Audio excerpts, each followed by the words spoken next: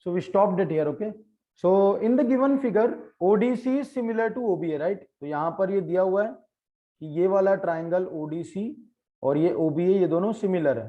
तो similar triangle की सबसे पहली बात क्या होती है कि सारे एंगल इक्वल होते हैं, right? So BOC is equal to 125। देखो BOC 125 है, CDO इज 70, ये ऑलरेडी गिवन है हमें, okay? Now we have to find angle DOC। तो DOC मतलब कौन सा एंगल हो गया? ये वाला एंगल है ना, इसको ढूंढना है हमें। तो अब यहां पर देखो सिंपल सी बात है, इसको मैं बाहर ले लेता हूं इस फिगर को। तो ऐसे समझते हैं कुछ, DOB is a line, okay? देखो ध्यान से, DOB डेट ऑफ बर्थ, ये एक लाइन है ना, और एक लाइन के ऊपर कोई भी अगर हम ऐसा स्ट्रेट लाइन खींच दे तो ये पूरा क्या बनता है? Linear pair. तो इस लीनियर पेयर के अंदर इफ दिस इज 125 डिग्री तो ये कितना होगा? इसको मान लेते हैं, अगर कुछ भी मान ले x, we can apply this कि ये और ये ऐड होगा तो it will be 180 degree. Linear pair के अंदर क्या होता है? तो sum of angles is equal to 180 degree. तो सिंपल सी बात है, ये हमारा फर्स्ट एंगल, ये DOC क्या होगा? x इक्वल to 180 minus 125। So what will be the answer? क्या मिलेगा आपको आंसर? 180 माइनस 125 करोगे तो so x will be equal to 55 degree, है ना? ये चीज हो गई। तो पहला आंसर तो हमने निकाल लिया कि DOC, देखो यहां पर DOC ये कितना होगा? 55 डिग्री, राइट? अब बारी आती है, अगला पूछ रहा है DCO। तो हमने क्या क्या ढूंढ लिया? अभी ये ढूंढ लिया हमने, ये जो एंगल है छोटा सा, दिस इज 55 डिग्री। अब पूछ रहा है DCO। तो DCO मतलब ये वाला एंगल, ये कितना होगा? तो अभी जस्ट हमने सॉल्व किया था एंगल सम प्रॉपर्टी। हमने कहा था कि अगर कोई ट्राइंगल है, ठीक है, थोड़ा सा इसको अच्छे से बना देता हूं मैं। ये ट्राइंगल हमारे पास ऐसा है, देखो इस तरीके से। तो एक एंगल, ये दूसरा एंगल और ये तीसरा एंगल, ये तीनों एंगल प्लस करेंगे तो हमें मिलेगा 180 degree by angle sum property, ठीक है? तो यहां वाला एंगल जो है दैट इज दिस एंगल, ये कितना है? 55, राइट? ये जो एंगल है दैट इज 70। तो अब हमारे पास बचा ये वाला एंगल, ये कितना है? इसको x मान लो या y मान लो, और तीनों को ऐड करके 180 डिग्री। तो क्या आएगा आंसर? यहाँ 55 प्लस 70 प्लस क्या मिल रहा है मुझे? x या y जो भी है, यहाँ y लिखा है मैंने, प्लस y इक्वल टू 180। तो y हो जाएगा, ये दोनों ऐड करोगे आप तो दिस इज 125, ठीक है, प्लस y इक्वल टू 180। तो सिंपल सी बात है, 125 डिग्री जो है ये वहां ले जाओगे आप। सो y इक्वल टू 180 माइनस 125। तो y कितना मिलेगा आपको? माइनस करके इट विल बी 55 डिग्री,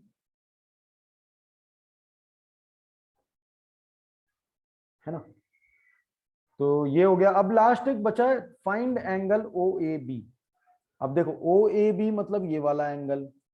अब सिंपल सी बात है, ये जो दो फिगर है, ये दोनों फिगर क्या है? सिमिलर फिगर्स है। तो सिमिलर फिगर में क्या होगा? इसके सारे एंगल एक दूसरे के इक्वल होंगे। तो ये 70 है तो ये वाला भी क्या होगा? 70 होगा। अब आप बोलोगे कि इधर ये वाला है तो इधर ये वाला लेते हैं, ऐसे नहीं। इन दोनों ट्राइंगल को पहले एक जैसे रखते हैं। देखो नीचे वाला ट्राइंगल तो इस तरीके से, सिमिलैरिटी दिखाने के लिए हमें उनको एक जैसे अरेंज भी तो करना पड़ेगा। तो यहाँ OAB कुछ ऐसा है। तो ये जो ऊपर वाला ट्राइंगल है ना, इसको भी इसी फॉर्मेशन में रखते हैं। तो इस फॉर्मेशन में रखोगे तो ये O वाला पॉइंट इधर आएगा, ये D वाला कहां जाएगा? ये D वाला इधर आएगा और ये C वाला इधर आ जाएगा। सो इन दैट केस ये देखो D पे 70 डिग्री है, मतलब यहां 70 डिग्री हो रहा है, राइट? तो B पर आपको मिलेगा 70 डिग्री, राइट? अगर इधर 70 है तो यहां 70 होगा। और दूसरा हमें निकालना है ये एंगल और ये एंगल। देखो इफ दिस इज, हमने निकाल चुके पहले, हमने निकाला था ये 55 डिग्री। तो ये जो हमारा OAB एंगल है ये भी कितना होगा? 55, because both the triangles are similar. और सिमिलर ट्राइंगल में सारे एंगल क्या होते हैं? एक दूसरे के इक्वल होते हैं।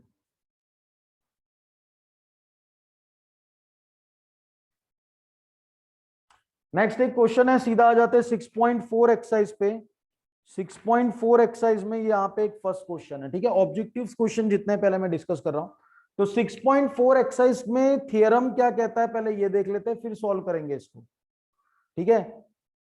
इसका जो थियरम है ये एग्जाम में भी आएगा, थियरम 6.6, जिसको मैंने अभी डिस्कस नहीं किया है, ठीक है। और इन लोगों ने काफी लंबा किया हुआ है इस क्वेश्चन को, हम इतना लंबा नहीं करेंगे, ठीक है।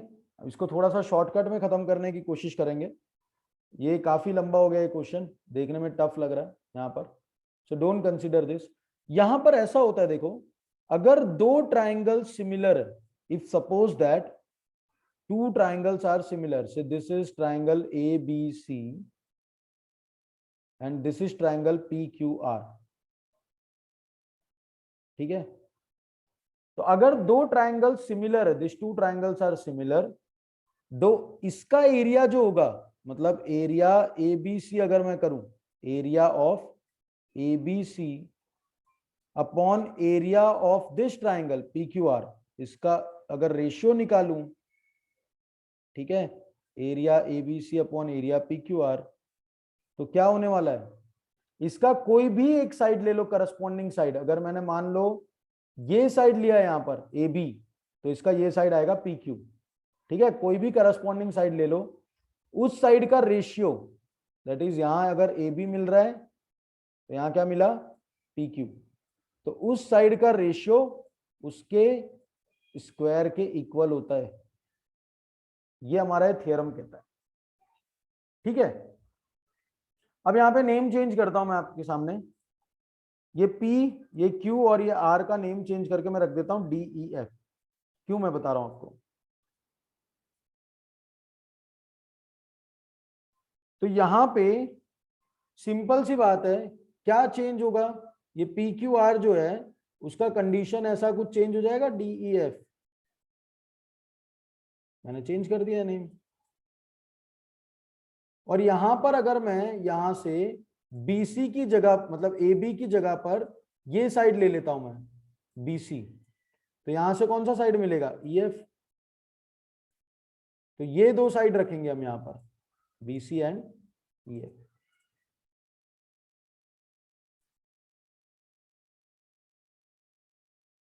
तो अकॉर्डिंग टू थियरम ये कंडीशन वैलिड है, और ये आ गया यहां पर देखो। अब क्वेश्चन क्या है, ये सब क्यों किया, ये चीजें समझाता हूं, बस मतलब आपको ये दिमाग में रखना है कि ये हमें मिल गया, ठीक है। अब क्वेश्चन क्या है, इस चीज को पढ़ते हैं, बाकी सारी चीजें क्लियर हो जाएगी आपको। अब क्वेश्चन देखो क्या दिया, let ABC similar to DEF, ये दिया हुआ है आपको condition, the two triangles are there, one is ABC and one is DEF, ये दोनों दिया हुआ है, ठीक है। दो ट्राइंगल है आपके पास, what we have to do now, and there area भी रिस्पेक्टिवली, एरिया दिया है, इसका जो एरिया है दैट इज 64, और ये वाला जो ट्राइंगल है उसका एरिया है 121। If EF is equal to 15.4, यहां जो EF है side, that is equal to 15.4, find BC। अब समझ आया क्यों मैंने EF लिया, क्यों BC लिया, हमें वो साइड्स लेना है जिन साइड्स को हमें फाइंड करना है। So we have to find EF, मतलब BC फाइंड करना है, तो इसीलिए मैंने ये साइड लिया है, एक BC और एक EF। Otherwise I can take AB और DE भी ले सकता हूं। अब अकॉर्डिंग टू ये एरिया वाला जो थियरम है, उस थियरम के अकॉर्डिंग ये होता है, एरिया ऑफ ट्राइंगल का जो रेशियो होता है, इसके अपॉन ये किया है मैंने, एरिया ABC अपॉन DEF, है ना, इज इक्वल टू, मैंने ये दो साइड ले लिए, BC अपॉन EF। पहले ABC लिया है, तो देखो अगर यहाँ ABC लिया है, ये भी याद रख लेना इसको सॉल्व करते समय, और नीचे DEF लिया है, तो सामने भी क्या होगा, ABC का साइड पहले रखेंगे, तो ABC का साइड है BC, और नीचे DEF का साइड आएगा जो कि है EF, और उसका होल स्क्वायर, ओके। अब यहां पर वैल्यूज रखने की देरी है, तो वैल्यूज रख देते हैं। तो आप लोग ने देखा होगा इन्होंने वैल्यूज रखा यहां पर, इसके बाद ये वाला स्टेप हटा देते हैं हम लोग, ये वाला, और डायरेक्ट सॉल्व करते हैं। देखो हमें यहाँ पे क्या मिल रहा है, 64/121 इक्वल टू, यहां मिल रहा है हमें BC अपॉन, मैं पूरा होल स्क्वायर कर दे रहा हूं, 15.4 होल स्क्वायर। तो यहां पर जो स्क्वायर है वो यहां से हटा के मैं यहां लाके रूट कर सकता हूं ना यहीं पर। सो रूट ऑफ 64 क्या होता है, 64 इज स्क्वायर रूट ऑफ 8, मतलब 64 का जो रूट होता है that is 8, and 121 the square root of 121 is 11। तो इतना सोचना ही नहीं पड़ा, स्क्वायर हमने पहले ही निकाल दिया पहले स्टेप में। तो BC upon 15.4, that's it. Now will do cross multiply. ऐसा जब भी होता है उसके बाद तो यही होता है स्टेज कि हम क्रॉस मल्टीप्लाई करेंगे। सो लास्ट स्टेज क्या होगा, यहाँ पर हमने कर दिया यहाँ पर cross multiply. Now let us see what will be the answer. So 15.4 multiply by 8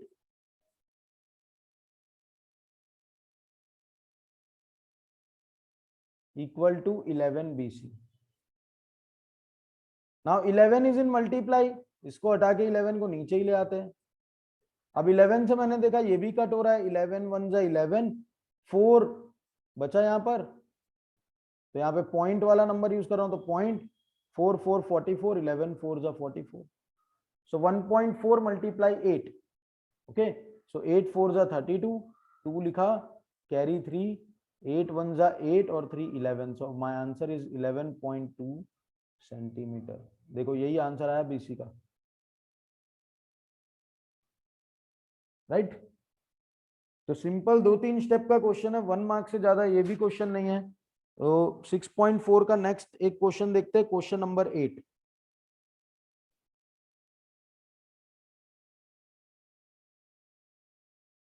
So we have this question number 8. ABC and BD are two equilateral triangle. ठीक है। So ABC और BDE two equilateral triangle है। पहले तो figure बनाने की कोशिश करते हैं।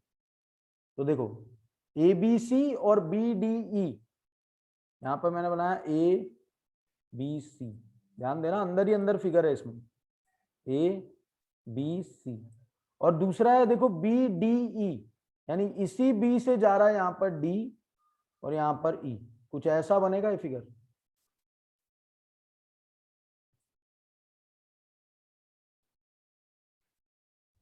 Such that D is mid point of BC। मैंने थोड़ा सा यहां पे फिगर गलत बना दिया, इसको हटा देता हूं। देखो D is mid point of BC, BC का मिड पॉइंट है D और यहां पर होगा E, ठीक है। D जो है मतलब BC पर है। Ratio of area of triangle ABC and BD।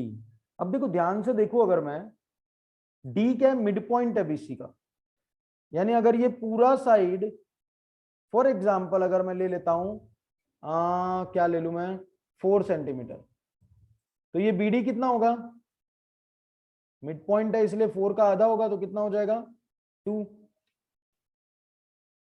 बोलो क्लियर है ये चीज, कोई कंफ्यूजन? तो ये अगर बड़ा वाला ट्राइंगल का साइड में 4 ले लेता हूं, तो क्योंकि ये छोटा है तो ये हो जाएगा 2, राइट। अब हमें निकालना है रेशियो ऑफ इन दोनों का एरिया। तो मान लो इस ट्राइंगल को मैं अलग रखता हूं, अगर ये B है, ये E है और ये D है, और इसको मैं 2 ले लेता हूं, और ये नीचे वाले को मैंने 4 कर रखा है, मैंने बस अलग कर दिया है इनको, ठीक है। ट्राइंगल को अलग कर दिया मैंने, बस और कुछ नहीं। इसके अंदर जो ट्राइंगल था उसको अलग से निकाल दिया मैंने, 4 कर दिया। अब हमें निकालना है कि ये दोनों ट्राइंगल का रेशियो क्या आएगा, ट्राइंगल ABC और BDE का। देखो पहले ABC रखना है फिर BDE, तो नीचे ऊपर हम लोग रखेंगे ABC, अभी हम लोग ने फॉर्मूला पढ़ा था ये वाला, देखो ऊपर ABC रखेंगे नीचे BDE रखेंगे, एरिया। तो रखा ऊपर एरिया ABC और नीचे रखेंगे हम एरिया BDE। रीजन क्योंकि हमें ऐसा क्वेश्चन में बोला है, इसी में बच्चे गलती कर देते हैं कि ऊपर छोटा वाला रख देते नीचे बड़ा वाला, ऐसा कुछ नहीं। ये बन गया। अब देखो मैंने क्या बोला था, इसका जो एरिया होता है वो उसके करस्पॉन्डिंग साइड्स के रेशियो का स्क्वायर होता है। तो उसके करस्पॉन्डिंग साइड्स कौन से हैं, यहां पर एक ये दिख रहा है, यहां पर एक ये दिख रहा है, ये दोनों का मेजरमेंट हमें दिया हुआ है। तो ABC में से कौन सा लूंगा मैं, BC लूंगा, ये वाला ही साइड लूंगा, ABC के अंदर तो वही आ रहा है BC, ये वाला।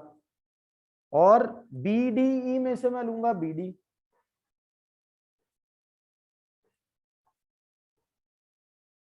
राइट। तो यहां पर BC इज 4, देखो नेमिंग आप कुछ भी करो कोई इतना फर्क नहीं पड़ने वाला। PD इज 2 और उसका स्क्वायर है। सो अगर मैं इसको कट कर देता हूं तो व्हाट आई विल गेट 2/1, सो 2 का स्क्वायर हो जाएगा 4, 1 का स्क्वायर होगा 1, so the answer is 4:1, that's it.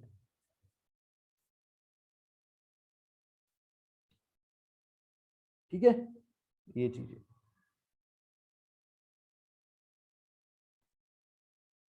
Next question, so this is last question, 1 mark question ये एक बनता है। और एक्सरसाइज 6.5 से क्वेश्चन है, tick the correct answer and justify. एक ट्राइंगल है आपके पास एबीसी, ठीक है, यहां तो सीधी बात है पाइथागोरस थ्योरम ही लगता है। So you have a triangle here ABC, okay. यहां मान लेते हैं ये एबीसी ट्राइंगल है आपके पास, जिसमें देखो AC is 12, BC is 6 and AB is 6√3, जैसा क्वेश्चन में लिखा है। देखो AC is 12, BC is 6 and AB is 6√3। Now we have to find ये एंगल भी कितना होगा। ऐसे तो मैंने बना दिया 90 डिग्री दिख रहा है, बट ऐसा मत मानो। देखो ये एंगल कितना होगा, इसको कैसे ढूंढ सकते हैं, जब तीनों साइड दिया है। So we can use this, that अगर ये चीज वैलिड होती है, हम पहले ये चेक करते हैं दैट क्या हाइपोटेनियस स्क्वायर कितना आ रहा है। So hypotenuse square, hypotenuse is this AC, AC is 12, so 12 का स्क्वायर कितना हो रहा है, द स्क्वायर ऑफ 12 इज 144। तो बाकी दो साइड जो बचे हैं उनका भी स्क्वायर करके हम सम करके देखते हैं। सो बाकी दो side that is base square plus height square, ये कितना हो रहा है देखते हैं। तो बेस का स्क्वायर, बेस इज दिस, ये वाला साइड, ये 6 है, 6 का स्क्वायर कितना होगा 36, प्लस हाइट का स्क्वायर 6√3 का स्क्वायर क्या होगा, 6√3 का स्क्वायर करना है मुझे। So the square of 6 is 36 multiply by square of √3 is 3, है ना, रूट और स्क्वायर कट जाएगा 3। सो 3 6 जा 18, कैरी 1, 3 3 जा 9 1 10, 108 मिल गया मुझे यहाँ पर। So adding this I will get 144। तो मैंने देखा कि हाइपोटेनियस स्क्वायर किसके इक्वल है, base square plus height square के, दोनों 144 है। ऐसा कब होता है, जब हाइपोटेनियस के ऑपोजिट, ये बड़े साइड के ऑपोजिट वाला जो एंगल है वो कितना हो 90 डिग्री, तभी तो होता ही है। सो ABC इज राइट एंगल, देखो यही चीज हुई है यहाँ पर, पूरा समझ आया आपको। ये इन्होंने लिखा, इस चीज को किया, दोनों तरफ देखा, दोनों तरफ इक्वल आया। सबसे बड़ा साइड जो है उसका स्क्वायर बाकी दो छोटे साइड के स्क्वायर के सम के इक्वल है। सबसे बड़े साइड का स्क्वायर, सबसे बड़े साइड का स्क्वायर देखो बाकी दो छोटे साइड के स्क्वायर के सम, दोनों का स्क्वायर भी करना है और उसके सम के इक्वल है। देखो सम मतलब ऐड के, तो यहां पर अगर ऐसा इक्वल हो तो वो एंगल क्या होता है, उसके ऑपोजिट, बड़े साइड के ऑपोजिट वाला एंगल होता है 90 डिग्री का। So this is correct answer, angle B is of 90 degree, ये आएगा आंसर, ऑप्शन सी। चलो तो यहां 1 मार्क क्वेश्चन खत्म होते हैं। अब हम लोग देखते हैं जो हमारा थियरम और छोटे छोटे क्वेश्चन है, उसके लिए भी मैं एक अभी थोड़ा सा 1 मिनट वेट करना पड़ेगा आपको।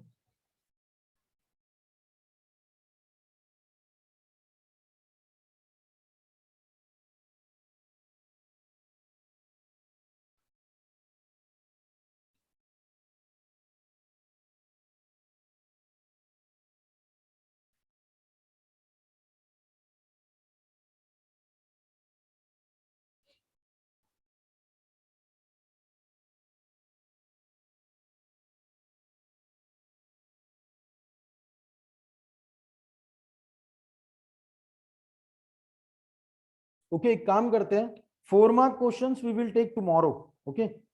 काफी लेट हो रहा है, तो 4 mark questions we will take tomorrow.